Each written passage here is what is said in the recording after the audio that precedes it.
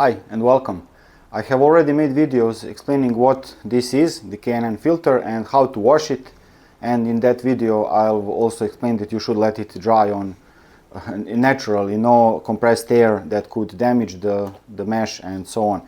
In this video I will just explain how to lubricate it, and that is the final step before you install it back into your vehicle. So that's what we'll show today. The other videos, I'll make them pop up in your top right hand corner when I upload this, if I don't forget, and put them in the video's description. And now let's get on with this. So we have a clean K&N filter. This one is about from 2010, I think, so I no longer can wash it to be without any rosy color, but it's not bright red as it is when you lubricate it. So this is as clean as this one gets. So it's no longer completely white when it's washed. And here we have the spray canister with oil. I'm shaking it. There are also drip systems. You can buy it in a tube, like a small bottle that you drip it. Principle is the same. Basically, the idea is to lubricate it and have it evenly spread all around, without using too much, because that will block it if you put too much oil, but also you don't want to have too little. You want to cover it, everything to be nice and red. If you are using that system with the dripping, generally it's most practical to go along these grooves, just pour some and then let it soak, and it will gradually make it all nice and collect any extra and get to other parts, and it will cover it all. You can also just soak the upper part and leave it, and you can also see it within some 10-15 minutes it should all get even. And then once you've made the first pass, you will just touch up some areas if they are left uncolored, unread. And in this case, this filter stands in my engine like this. It has this little metal bar that I can use as a reference if I'm going all around to know when I've made full circle. And this is how it sits. The dirty air comes from the inside, and the filtered air comes on the outside and goes to the engine. So that's for motorcycle how this works. So my goal will be to lubricate it from the side where the dirty air comes in, and then let it soak all the way. But because I'm using if I were using a drip, I would not be able to reach this as easily, so I would have to go from the outside. In this case, with the spray, I can do it, spray it both on the inside and on the outside, and that is what I will do generally. Hold it some 5 to 10 centimeters away and just spray it. This one is relatively wide and goes around, and it's not long, so I will not be making moves like this. If you have a rectangular or different shape, you can do it. I will just make one round, aiming to go towards the top and let it drip to the bottom to collect any extra and make sure it's all nicely evenly red colored. And if it's not finished at the first go, after some 15 minutes I will make another go and make sure it's all good. So that's basically everything. More talk than I did work. Now how to not block the camera. I will try to spray it all around here. Let's start from the metal thingy.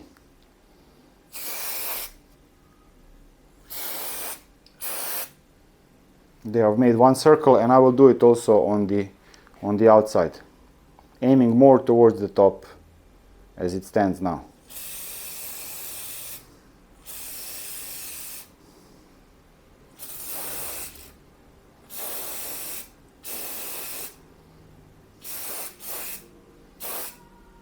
There. This should be not too bad.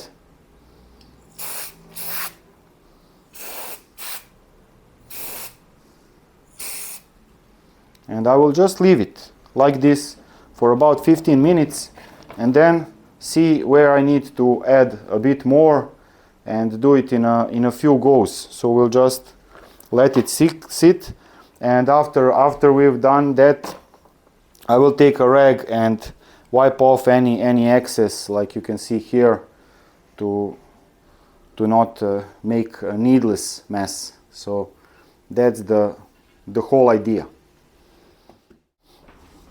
Okay, I'm back after having let it soak a bit, and now I will touch up the parts where the color is not really as red as it should be. I'm not sure if the lighting is good enough, but I need to hit it from some angles, and this lower part is not evenly covered, so I will need to spray some more.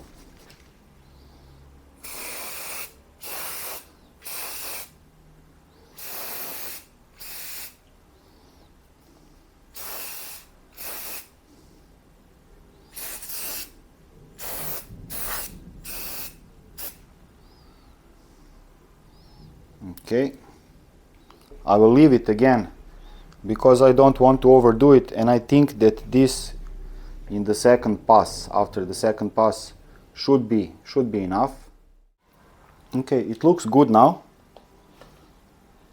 It looks nice and even all around, both from the inside, where it's more important, and from the outside, and I don't want to risk overdoing it. I'm not saying that this is how you should do it, but this is how I do it, and it's worked okay for me so far. So this is the lubricated filter, and now I need to wipe off any excess from the surfaces and on the inside. I will do it in several goes. I want to remove any oily stuff from the rubber parts and other stuff that they don't need to be oily, and I just use some paper towels or old cotton cloths for that, not making it degreased or anything, just to remove any excess. Now for the final touch, I let this soak overnight, and I let it stand like this so that you can see the amount of excess oil that is, you can see it wet down here, that is trying to seep out. And it's generally a good idea to let this, I would put it normally like this upside down, so that anything can be soaked in by a towel or similar, to not leave any excess oil that can needlessly attach more dirt and things like that. And I don't want any extra oil leaking into my air box for that matter, so I leave it to sit overnight, and then do another final wipe down, and then it's ready to be installed. If I don't do that, then I can see some extra oil in my air box, and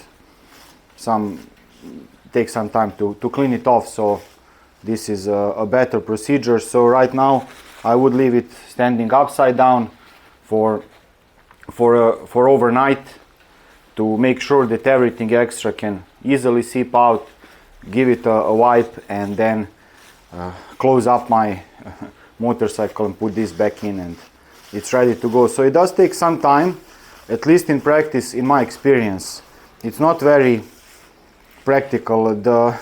You could buy two of K&N filters and then have a spare prepared one to just install, close up your vehicle, and it can be used, and then clean and prepare the other one. But the prices is really expensive, at least in Europe, at least in my country, in Serbia. And so it's cool, I like it, but I made the video explaining all the pros and cons. You can watch that video to see if you think it's a good fit for you. I've had this one for almost 15 years now, from 2010 by the time I'm recording this. So it's seen seasons with a huge number of miles, it's seen seasons with less, but it works okay. I'm happy. That's the whole video. Thank you very much for watching. Cheers, stay cool.